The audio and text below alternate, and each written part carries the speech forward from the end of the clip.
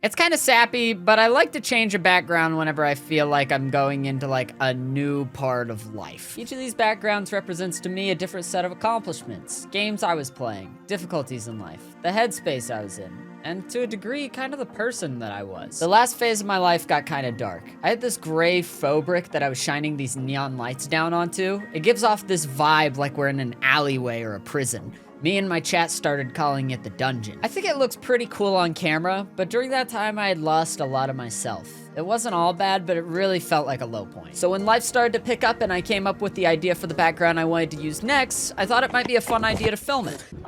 So I've been working on this idea for a new stream background, and it's finally starting to come together a little bit. Something that I learned how to do was make kind of a baseboard studio flat. And on top of that, I put a bunch of faux brick. The wooden base around there, a little sheet of particle board, and then some good old-fashioned faux brick. I'm thinking about adding a lot of greenery to it.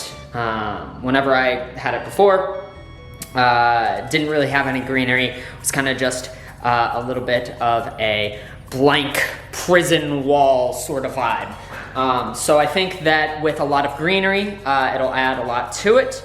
Then using this to kind of just, you know, paint over this and everything.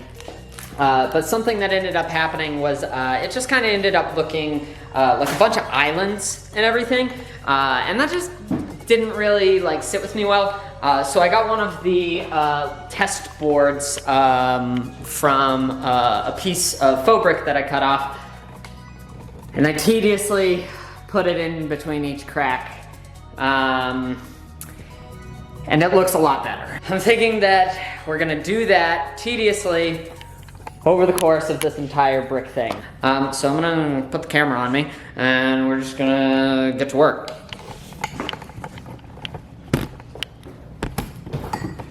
So I filmed myself like a weirdo in my garage while I threw myself at this thing. I had no clue if it would come out even looking half decent. I realized pretty quickly that this was gonna take a really long time as I needed to stuff each bit of moss in between the cracks to make it look right. I'd spend hours on end in my hot garage that Texas August. I started using this bit of wood I had cut down to stuff bits of moss between the cracks. Felt really smart. It was nice to have something that I was working on again that I felt proud of. It gave me a reason to reach out to some friends to ask what they thought I should do with it next. The police even came by and gave it a look. They said it was lame. I said ACAB. It started really coming together as I kept burning the shit out of my fingers with hot glue. It was too hot, actually, so I moved to Colorado.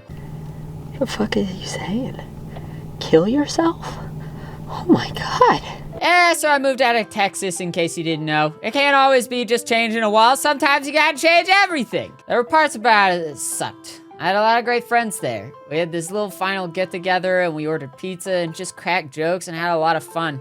After each person left that night, I had this lump in my throat. Like, I knew that I was doing the right thing, but it was scary, and it still kinda is. Even in Colorado, I can feel like I'm walking in circles, falling back into an old headspace, or like my past life is still trying to drown me. When it gets that way, I could still go back to Oklahoma, and that helps me feel like I'm going somewhere. On the drive there, we passed through Oklahoma. So we just entered Oklahoma, and I'm thinking, oh wow, it's awesome to be home. I look over at the side, see what highway we're on. President Donald J. Trump Highway.